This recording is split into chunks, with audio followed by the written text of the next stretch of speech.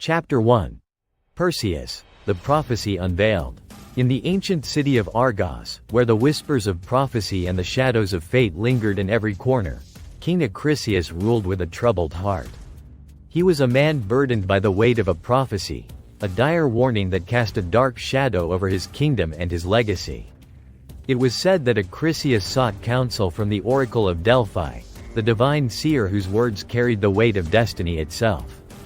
And it was there, within the sacred sanctuary of the gods, that the chilling prophecy was unveiled. The oracle spoke of a future where Acrisius's own bloodline would be his undoing, where his own grandson would rise to bring about his downfall. The king was filled with dread at the thought of such a fate. Determined to defy destiny, he sought to take matters into his own hands, to manipulate the threads of fate and rewrite the course of history. And so, he devised a plan to prevent the prophecy from ever coming to pass. His daughter, Danae, was the key to his salvation. Beautiful and virtuous, she was the apple of her father's eye. But in the eyes of destiny, she was a pawn in a cosmic game of power and consequence. Acrisius resolved to lock her away, to shield her from the world and from the fate that awaited her. And so it was that Danae was imprisoned within a chamber of bronze, a gilded cage meant to keep her safe from the dangers of the world. But fate, it seems, has a way of defying the best laid plans of mortals. For even as Danae languished in her captivity, the gods themselves took notice of her plight. Zeus, the king of the gods, was captivated by Danae's beauty. In a display of divine intervention, he descended from the heavens in a shower of golden light, his divine presence illuminating the darkness of Danae's chamber. With a gentle touch, he bestowed upon her a son, a child of prophecy and destiny.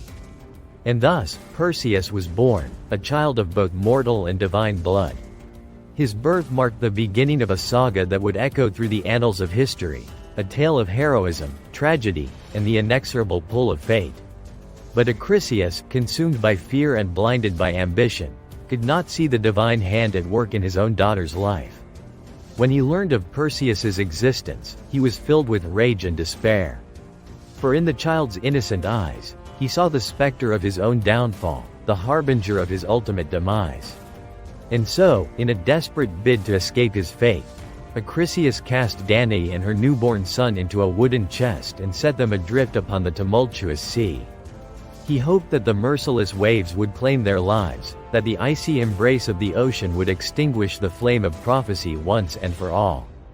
But fate, it seems, had other plans for Danae and her son. As the chest was tossed upon the roiling waves, carried ever farther from the shores of Argos, a miracle unfolded. The gods themselves intervened to ensure the survival of mother and child, guiding them safely to the shores of a distant land. And so, the first chapter of Perseus's epic tale came to a close, a prologue to the trials and tribulations that awaited him on his journey to fulfill his destiny. For even as he lay cradled in the arms of his mother, the threads of fate began to weave themselves into the tapestry of his life, leading him inexorably toward a future filled with both triumph and tragedy. Thank you for joining us on this epic journey. If you enjoyed Perseus, the Prophecy Unveiled, don't forget to like, share, and subscribe for more mythological adventures. Until next time, may friendship guide your path and courage light your way.